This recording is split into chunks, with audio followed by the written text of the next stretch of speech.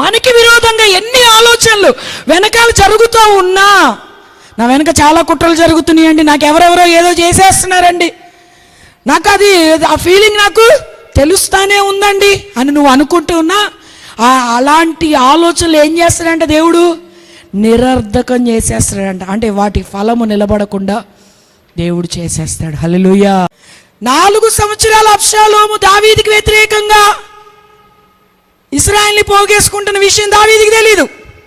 కానీ ఒకటేసారి హఠాత్తుగా రాజు చిరంజీవి అగునుగాక, అబ్షాలోమే రాజు అని కేకలు వినపడినప్పుడు దావీదు రాజనగరం విడిచి బయటికి వెళ్ళవలసిన పరిస్థితి వచ్చినప్పుడు సింపుల్గా ఏం చేశాడు? అహీతోపెలు ఏం చేశాడంటే దావీదుని విడిచిపెట్టి చిన్నగా బట్టల బ్యాగ్ తీసుకొని ఇక అబ్షాలోము ఇంట్లో పెట్టాడు. ఇంక వాళ్ళ నుంచి నువ్వు రాజు, నేను మంత్రి, నువ్వు డిసైడ్ చేస్తే అయిపోద్దా? ఎవరు డిసైడ్ చేయాలండి? మన జీవితంలో ఒక కార్యం జరగాలి అంటే ఎవరు డిసైడ్ చేయాలి? నువ్వు దేవుని చేత ఎన్నుకోబడిన వ్యక్తివి, రక్షణ పొందావు అంటే నీ జీవితంలో ఒక కార్యం జరగాలంటే అది దైవ చిత్తానుసారంగానే జరగాలి. అలా జరుగుతుంది. నువ్వు ఎన్నికలో ఉన్నావన్న దృఢ నిశ్చయత ముందు నీకు కలగాలి.